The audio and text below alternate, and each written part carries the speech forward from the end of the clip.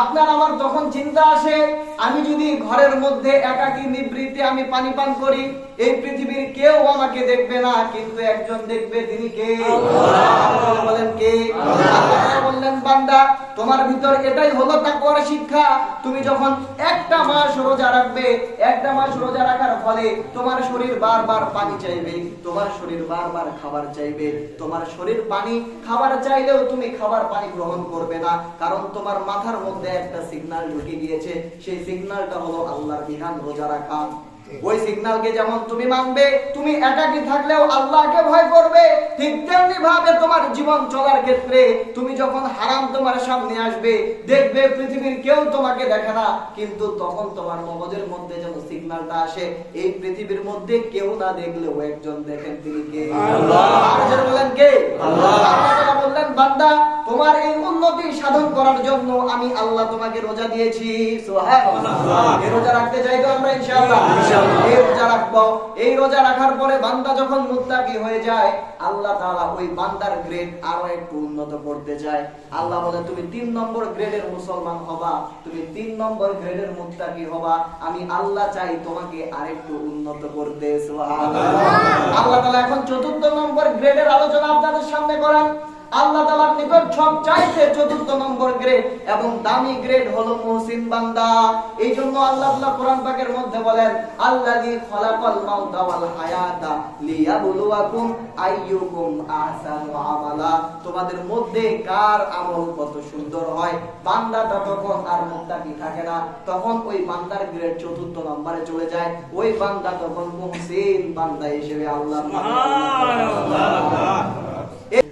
يا أيها الذين آمنوا كتب عليكم الصيام كما كتب على الذين من قبلكم لعلكم تتقون। আল্লাহ সুবহানাহু ওয়া তাআলা কোরআন পাকের মধ্যে 3 ধরনের খেতাব করেছেন, মানুষদেরকে 3 ভাবে ডেকেছেন। এক ধরনের আল্লাহ তাআলা ডেকেছেন জেনারেল সম্বোধন। এই সম্বোধনের মধ্যে মানুষ, ইনসান, হাইওয়ান, জীবজন্তু কোনো কিছুই সম্বোধন করে নাই। আল্লাহ তাআলা ডাইরেক্ট আদেশ অথবা নিষেধ আল্লাহ তাআলা দিয়ে দিয়েছেন। আরেক ধরনের আল্লাহ তাআলা সম্বোধন করেছেন ইয়া আইয়ুহাল ইনসান। পৃথিবীতে যত মানুষ আছে, ইয়া আইয়ুহান নাস, পৃথিবীতে যত মানুষ আছে, চাই সে কাফের হোক, চাই সে মুসলমান হোক, চাই সে যে ধর্মের যে বর্ণের হোক না কেন, আল্লাহ তাআলা তাকে সম্বোধন করে একটা আদেশ দিয়ে দিয়েছেন অথবা কোনো নিষেধ দিয়ে দিয়েছেন। যেমন আল্লাহ তাআলা কোরআন পাকের মধ্যে বলেন, ইয়া আইয়ুহান নাসু উবুদু রাব্বাকুমুল্লাযী খালাকাকুম ওয়াল্লাযীনা মিন ক্বাবলিকুম লাআল্লাকুম তাত্তাকুন। আল্লাহ তাআলা সমস্ত মানব জাতিকে ডাক দিয়ে বললেন, হে মানুষেরা, উবুদু রাব্বাকুম, তোমরা তোমাদের রবের ইবাদত করো, যে রব তোমাদেরকে সৃষ্টি করেছেন। শুধু তোমাদেরকে নয়, বাবা আদম থেকে এই পর্যন্ত পৃথিবীতে যত মানুষ এসেছে, সকল মানুষের স্রষ্টাকে আল্লাহ।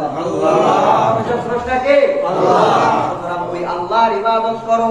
আল্লাহ তাআলা এই জায়গার মধ্যে একটা সাধারণ ভাবে সমস্ত মানুষকে সম্বোধন করলেন, কিন্তু আল্লাহ তাআলা কোরআন পাকের মধ্যে ভালোবেসে আদর করে মুমিন বান্দাদেরকে ডাক দেন। সুবহানাল্লাহ। আল্লাহ তাআলা ডাক দিয়ে বলেন, ইয়া আইয়ুহাল্লাযীনা আমানু, হে ওই সকল বান্দারা যারা তোমরা আমি আল্লাহর উপর ঈমান এনেছো। সুবহানাল্লাহ। আমার আদরের বান্দারা যারা আমি আল্লাহকে বিশ্বাস করো, আমি আল্লাহর কোরআনকে বিশ্বাস করো, ইয়া আইয়ুহাল্লাযীনা আমানু, হে ওই সকল ঈমানদার বান্দারা, কুতিবা আলাইকুমুস সিয়াম, আমি আল্লাহর পক্ষ থেকে তোমাদের উপর রোজা ফরজ করা হলো। সুবহানাল্লাহ। এখন প্রশ্ন হতে পারে, আল্লাহ ইতিপূর্বে আপনি অসংখ্য জাতি সৃষ্টি করেছেন, বাবা আদম থেকে নিয়ে আজ পর্যন্ত অসংখ্য উম্মত দুনিয়ার মধ্যে এসেছিল, তাদেরকে হয়তো আপনি রোজা দেন নাই, উম্মতে মুহাম্মাদীকে রোজা দিলেন কেন? শুধুমাত্র আমাদেরকে কেন রোজা দ্বারা কাজ করলেন? আল্লাহ তাআলা কোরআন পাকের মধ্যে বলেন, না না, ও উম্মতে মুহাম্মাদীরা, হে আমার পয়গম্বরের উম্মতেরা, আমি আল্লাহ শুধুমাত্র তোমাদের উপর রমজানের রোজা ফরজ করেছি তা না, কামা কুতিবা আলাল্লাযীনা মিন ক্বাবলিকুম, বাবা আদম থেকে আজ পর্যন্ত যত উম্মত দুনিয়াতে এসেছিল, প্রত্যেক উম্মতের উপর আমি আল্লাহ রোজা ফরজ করেছিলাম। রোজা ফরজ করলাম কেন?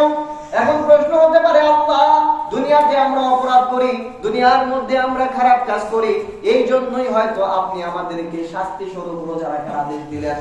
আল্লাহ রোজা রাখতে বললেন কেন? রোজাটা আমরা কেন রাখবো? আল্লাহ তাআলা ক্লিয়ার করে বলতেছেন, আমি আল্লাহ তোমাদের উপর রোজা রাখতে বলেছি তোমাদের শাস্তি দেওয়ার জন্য না, তোমাদেরকে কষ্ট দেওয়ার জন্য না, বরং তোমাদেরকে আমি আল্লাহ আরো উন্নত করার জন্য রোজা দান করেছি। সেই উন্নতিটা কি? আল্লাহ তাআলা বলেন, লাআল্লাকুম তাত্তাকুন, হতে পারে তোমরা রোজা রাখলে মুত্তাকি হয়ে যাবে। সুবহানাল্লাহ। আল্লাহ তাআলা চায় আল্লাহর বান্দাগুলো মুত্তাকি হোক। আল্লাহ তাআলা আল্লাহ চাইলেন যে আমার বান্দাগুলোকে আমি রোজা শিক্ষা দিলাম, আমার বান্দাগুলো আমার শিক্ষা নেওয়া রোজা রেখে তারা মুত্তাকি হবে। এখন প্রশ্ন হতে পারে, আল্লাহ তাআলা আমাদেরকে কেন মুত্তাকিদের কাতারে দেখতে চায়?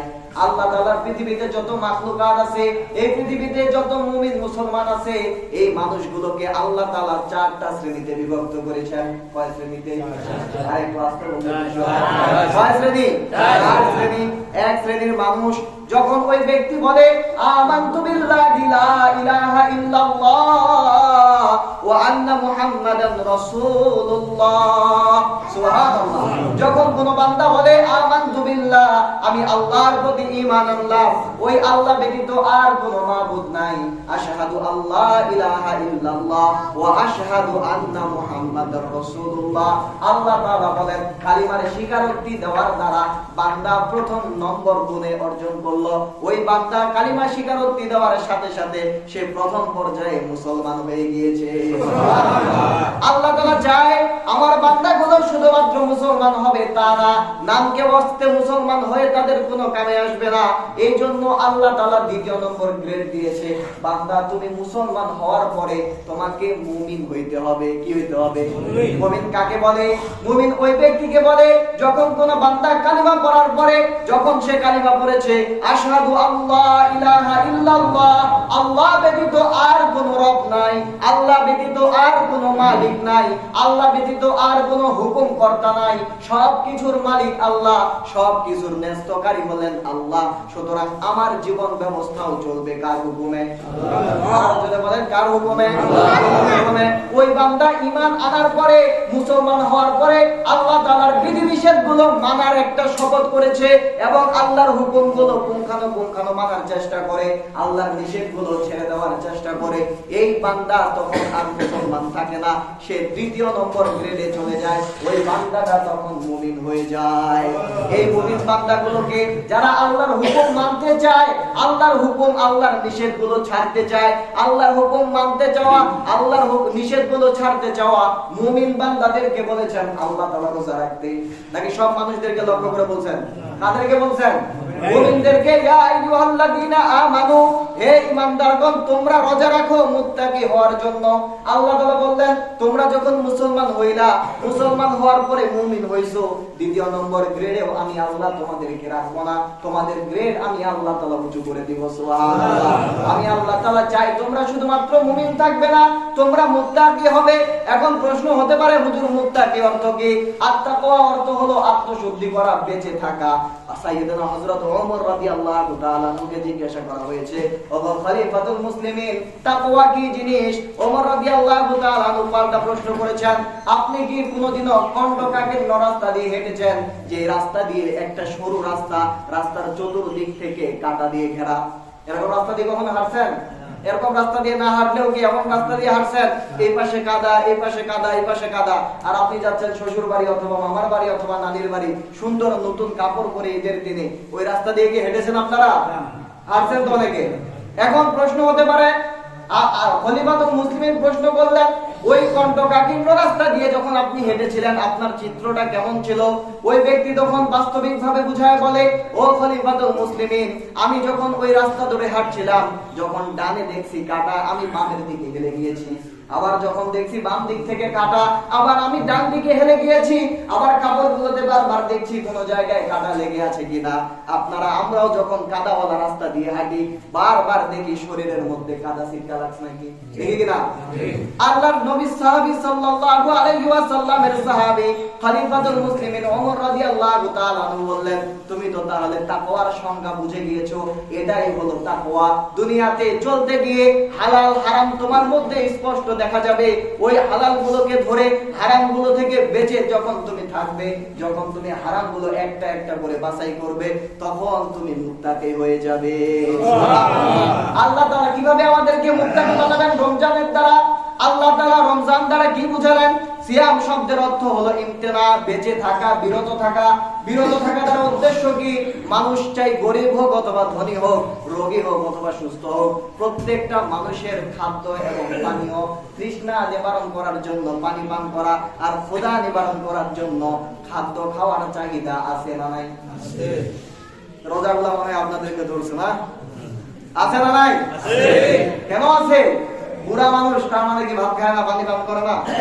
যুবক মানুষ, ছোট্ট বাচ্চা খায় না নাই? প্রত্যেকটা মানুষের খাদ্য এবং পানীয় বস্তুর প্রতি কি আছে? একটা চাহিদা আছে। আল্লাহ তাআলা বললেন তোমার শরীর, তোমার পুরো শরীর থেকে তোমার মগজের মধ্যে, তোমার ব্রেনের মধ্যে একটা মেসেজ, একটা বার্তা পাঠাচ্ছে। তোমার মস্তিষ্কের মধ্যে মেসেজ দিচ্ছে, আমার হাতগুলো আর চলে না, আমার কণ্ঠ আর চলে না, আমার কণ্ঠটা পিপাসায় কাতর হয়ে গিয়েছে, আমার হাতগুলো আর চলে না, ক্ষুধায় একদম অস্থির হয়ে গিয়েছে। পুরো শরীরের মধ্যে একটা আলাদা কম্পন চলে এসেছে। রমজানে রোজা রাখার কারণে বান্দার চেহারা শুকায় গেছে, মুখ শুকায় গেছে, খাদ্যনালী শুকায় গেছে। শরীর থেকে বারবার মগজের মধ্যে একটা সিগন্যাল দেয়, ও বান্দা তুমি এখন খাও, তুমি এখন পান করো। কিন্তু আল্লাহ তাআলার হুকুম হলো, বান্দা ফজর থেকে নিয়ে মাগরিব পর্যন্ত তোমার জন্য খাওয়া এবং পান করা পুরাটাই কি করেছি? খাইতে পারবা না। আপনার শরীর আপনাকে মেসেজ দিল, একবার বলল তুমি এখন পান করো, তুমি এখন খাও, কিন্তু আপনার মগজের মধ্যে ওই সিগন্যালটাকে উপেক্ষা করে আল্লাহর যে একটা হুকুম আছে, ওই হুকুমকে মাথার মধ্যে ঢুকাই দিয়েছেন যে না, আমার আল্লাহর হুকুম হলো খাওয়া এবং পান করা আমার জন্য মাগরিব পর্যন্ত জায়েজ নাকি আমি মাগরিব একবারে ঘরের মধ্যে দরজা লাগাই, ফ্রিজ থেকে পানি বের করে যদি খাই, আশেপাশের এলাকায় কেউ দেখবে? আমি হুজুর যদি এখন বাইরে যাই খাই, কেউ দেখবে? আপনি যদি খান, কেউ দেখবে? তাহলে খান না কেন? আপনার আমার তখন চিন্তা আসে, আমি যদি ঘরের মধ্যে একাকী নিবৃত্তে আমি পানি পান করি, এই পৃথিবীর কেউ আমাকে দেখবে না, কিন্তু একজন দেখবে, তিনি কে? আল্লাহ বলেন কে? আল্লাহ বললেন বান্দা, তোমার ভিতর এটাই হলো তাকওয়ার শিক্ষা। তুমি যখন একটা মাস রোজা রাখবে, একটা মাস রোজা রাখার ফলে তোমার শরীর বারবার পানি চাইবে, তোমার শরীর বারবার খাবার চাইবে। তোমার শরীর পানি খাবার চাইলেও তুমি খাবার পানি গ্রহণ করবে না, কারণ তোমার মাথার মধ্যে একটা সিগন্যাল ঢুকে গিয়েছে। সেই সিগন্যালটা হলো আল্লাহর বিধান রোজা রাখা।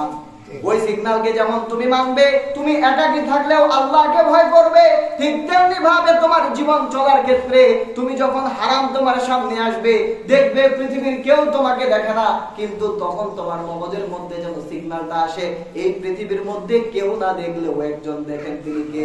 আল্লাহ। বলেন কে? আল্লাহ। আল্লাহ বললেন বান্দা, তোমার এই উন্নতি সাধন করার জন্য আমি আল্লাহ তোমাকে রোজা দিয়েছি। সুবহানাল্লাহ। এই রোজা রাখতে চাই তো আমরা ইনশাআল্লাহ? এই রোজা রাখবো। এই রোজা রাখার পরে বান্দা যখন মুত্তাকি হয়ে যায়, আল্লাহ তাআলা ওই বান্দার গ্রেড আরো একটু উন্নত করতে চায়। আল্লাহ বলে তুমি 3 নম্বর গ্রেডের মুসলমান হবা, তুমি 3 নম্বর গ্রেডের মুত্তাকি হবা, আমি আল্লাহ চাই তোমাকে আরেকটু উন্নত করতে। সুবহানাল্লাহ। আল্লাহ তাআলা এখন 4র্থ নম্বর গ্রেডের আলোচনা আপনাদের সামনে করেন। আল্লাহ তাআলার নিকট সবচাইতে 4র্থ নম্বর গ্রেড এবং দামি গ্রেড হলো মুহসিন বান্দা। এইজন্য আল্লাহ তাআলা কোরআন পাকের মধ্যে বলেন, আল্লাযী খালাকাল মাউতা ওয়াল হায়াতা লিয়াবলুয়াকুম আইয়ুকুম আহসানু আমালা। তোমাদের মধ্যে কার আমল কত সুন্দর হয়। বান্দাটা তখন আর মুত্তাকি থাকে না, তখন ওই বান্দার গ্রেড 4র্থ নম্বরে চলে যায়। ওই বান্দা তখন মুহসিন বান্দা হিসেবে আল্লাহর এই মুহসিন বান্দারা আল্লাহর নিকট পছন্দনীয়। আল্লাহ তাআলা কোরআন পাকের মধ্যে মুহসিন বান্দার অসংখ্য গুণ বর্ণনা করেছেন। এক আয়াতের মধ্যে আল্লাহ তাআলা বলেন, আল কাযিমিনাল গায়যা ওয়াল আফিনা আনিন নাস ওয়াল্লাহু ইউহিব্বুল মুহসিনিন। মুহসিন বান্দার দুইটা গুণ এই আয়াতের মধ্যে বর্ণনা করে আল্লাহ বলেন, আল কাযিমিনাল গায়যা, যারা রাগান্বিত হওয়ার পরে ওই রাগকে দমন করে, তাদের রাগগুলো তারা মিটায় না, বরং আল্লাহর জন্য তারা রাগকে দমন করে। ওয়াল আফিনা আনিন নাস, এবং মানুষদেরকে ক্ষমা করে। ওয়াল্লাহু ইউহিব্বুল মুহসিনিন, আল্লাহ তাআলা এই মুহসিন বান্দা গুলোকে পছন্দ করেন। সুবহানাল্লাহ। এই জন্য এজন্য তাকওয়া যখন আমরা অর্জন করব, তাকওয়া অর্জন করার পরে বান্দা যখন তাকওয়া অনুযায়ী চলবে, ওই বান্দাকে আল্লাহ তাআলা প্রমোশন দিয়ে ওই বান্দার ৪র্থ নম্বর গ্রেডে তাকে মুহসিন বানাই দিবে। সুবহানাল্লাহ। আর আল্লাহ তাআলার ওয়াদা হলো যেই বান্দা যত বড় মুহসিন, সেই বান্দার জন্য তত বড় জান্নাত, তত সুন্দর সুখ শান্তির ব্যবস্থা আল্লাহ করেছে। সুবহানাল্লাহ। মুহসিন বান্দা হতে চায় না? নাই চাই। আল্লাহ আমাদেরকে তাকওয়া দিলেন, শুধুমাত্র তাকওয়া শিক্ষা দিয়েছেন, আর কোনো কিছুই না। মানে আল্লাহ তাআলা বললেন বান্দা রোজা রাখো, তাকওয়া অর্জন করো না। আপনি আমি যদি কোনো কিছুর ট্রেনিং করতে যাই, সেই ট্রেনিং এ আমাদেরকে টাকা দিয়ে ভর্তি হতে হয়, তাই না? যে কোনো ট্রেনিং আপনি করতে যাবেন, আপনাকে সেখানে ইনভেস্ট করতে হবে। কারণ আপনাকে যে শিক্ষক আপনাকে ট্রেনিং দিবে, আপনার যে ট্রেনার থাকবে, তাকে আপনার একটা ফি দিতে হয়। ফ্যানটা দিই যদি কষ্ট হয় আপনাদের।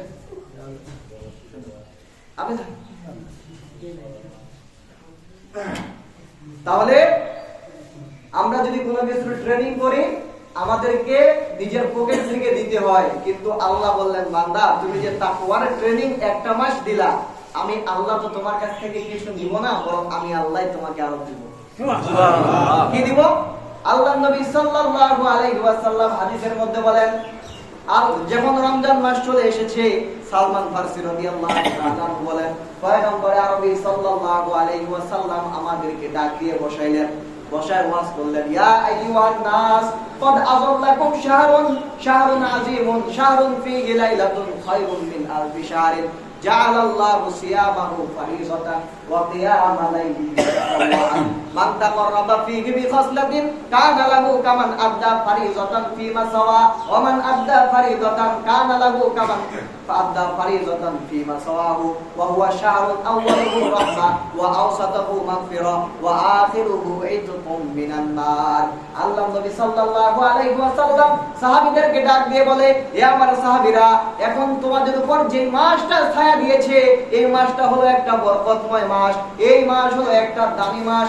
এই মাস এখন তোমাদেরকে ছায়া দিয়েছে, এই মাসের মধ্যে একটা রজনী আছে, যে ব্যক্তি এই রজনীতে ইবাদত করবে, আল্লাহ তাআলা তাকে 1000 বছর ইবাদত করার সওয়াব দান করবে। সুবহানাল্লাহ। ওই রাতটার নাম কি? লাইলাতুল কদর। শবে বরাত না লাইলাতুল কদর?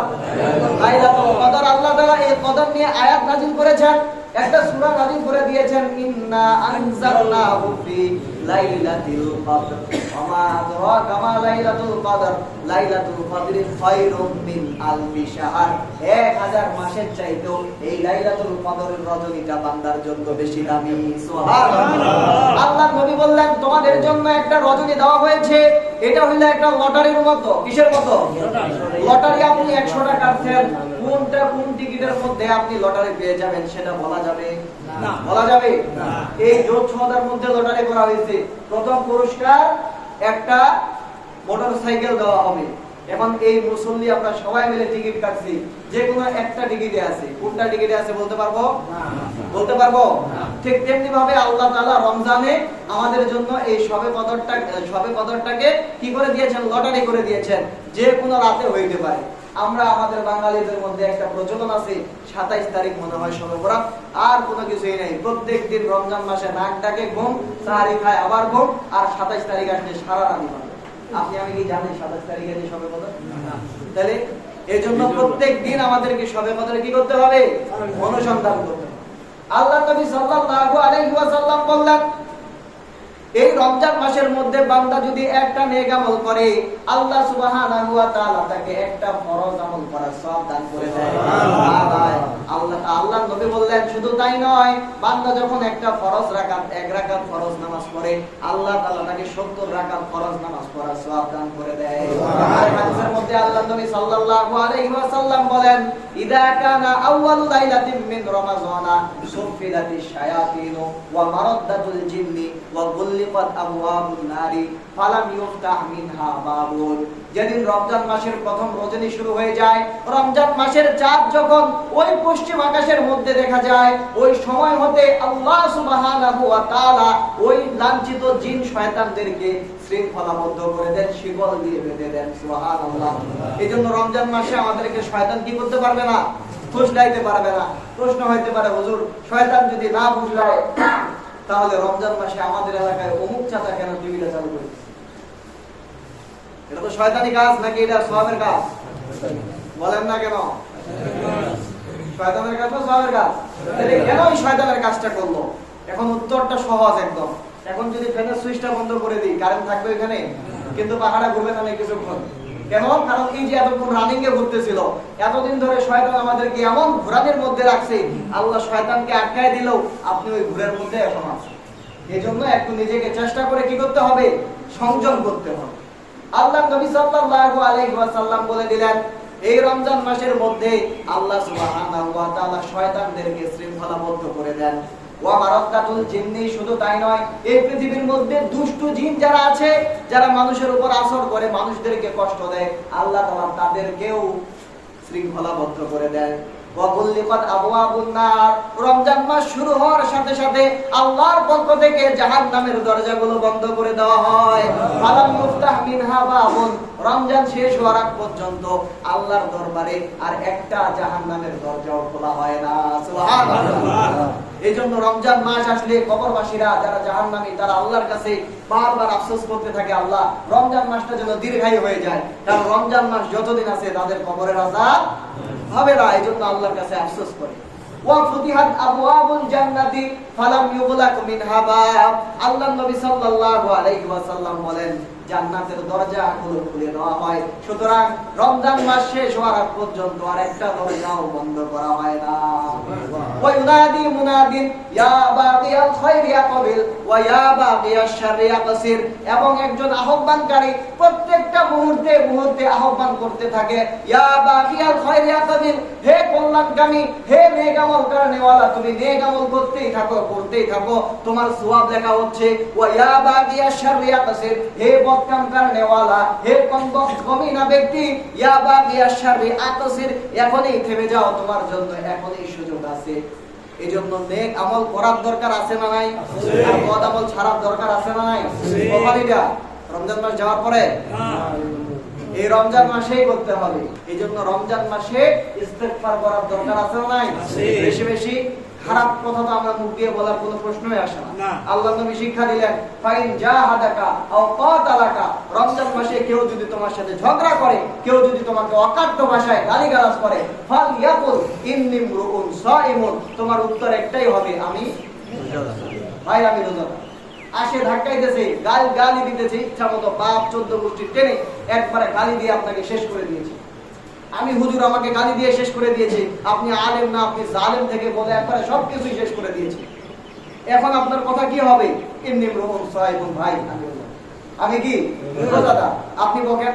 এইজন্য শায়ের বলেন, তেরে গালি মেরে কানো তব তো পৌঁছি বাদ মে, तेरे गाली मेरे कानों तब तो पहुंची बाद में, पहले तेरे मुंह में रख कर तुझको गंदा कर गए। আচ্ছা বলেন, এইখানে আমার মুখ থেকে আমার কান বেশি দূরে নাকি আপনাদের কান বেশি দূরে? আপনাদের কান বেশি দূরে। এখন যদি ওই দ্বিতীয় তৃতীয় নম্বর কাতার থেকে কেউ আমাকে গালি দেয়, ওনার গালিটা আগে ওনার কানে পৌঁছাবে নাকি আমার কানে পৌঁছাবে? বলেন না কেন কথা? ওনার কানে। প্রথম কাতার থেকেও যদি গালি দেয়, আগে কার কানে পৌঁছাবে? যে গালিদাতা তার কানে নাকি আমার কানে?